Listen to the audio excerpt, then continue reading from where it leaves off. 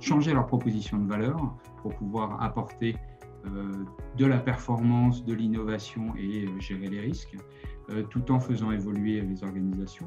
Et aujourd'hui, on va essayer de se focaliser avec nos exemples sur l'adaptation des processus. Comment remettre l'utilisateur au cœur du système, comment faciliter sa vie tout en maximisant la performance des achats et de la relation fournisseur. Quand on travaille autour des achats, on travaille sur des données qui sont multiformes, qui sont multisources, qui sont internes, externes, faciles d'accès, complexes d'accès. Et aujourd'hui, je pense que les quelques cas d'usage que Silex va vous montrer dans quelques minutes vous permettront de voir en quoi la gestion des données peut devenir un actif stratégique pour les achats. Sans grande surprise, vous pouvez le voir ici, les deux thèmes principaux qui étaient ressortis étaient autour de développer des nouveaux canaux d'achat. Et je pense que la place de marché, ce que Charlotte va nous montrer, va complètement dans ce sens-là. Le deuxième pan était autour de la gestion de la catégorie C. Mais vous allez le voir, le cognitive sourcing peut aussi être vu comme soit un nouveau canal d'achat, soit une nouvelle manière de gérer plus efficacement certaines catégories d'achat.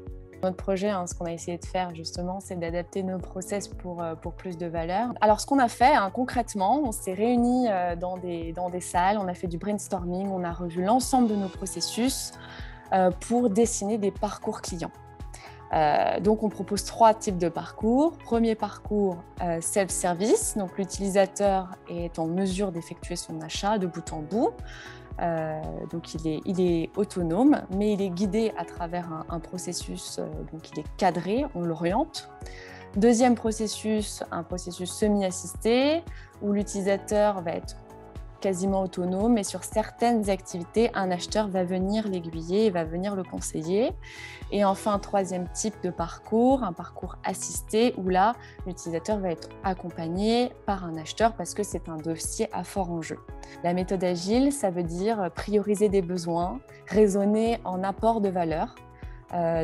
C'est-à-dire quelle fonctionnalité je vais mettre dans ma marketplace, je vais le mettre parce que ça a un vrai apport de valeur.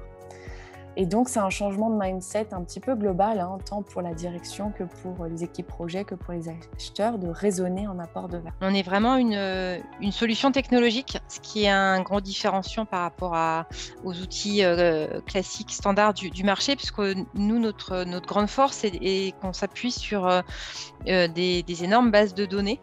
Jusqu'à 10% d'économie sur le tail spend, sur les autres catégories d'achat et les autres typologies de dépenses, on a des économies qui sont un peu plus faibles parce que les catégories ont déjà été aussi bien travaillées. En allant identifier le bon fournisseur le plus en amont du processus, je m'assure d'avoir le plus de valeur à la fin du processus. En effet, un appel d'offres peut être mené de la meilleure des manières possibles et la négociation peut être la meilleure possible. Si je n'ai pas les bons fournisseurs dans mon panel, c'est compliqué de générer de la performance, qu'elle soit économique, non économique, en tout cas en fonction de mes objectifs et de ma stratégie.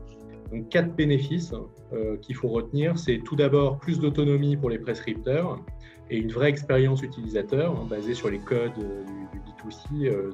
On cite souvent la marketplace Amazon comme un exemple. Une réduction réelle des temps administratifs pour les acheteurs. On favorise aussi les actions de contrôle plutôt a posteriori et on réduit clairement les taux de réclamation. Pour se lancer, les marketplaces sont un levier intéressant, notamment pour les achats de classe C pour se lancer. Le cognitive sourcing permet d'enrichir tous ces process en analysant toutes les données disponibles en interne dans les différents systèmes d'information et aussi toutes les données externes disponibles.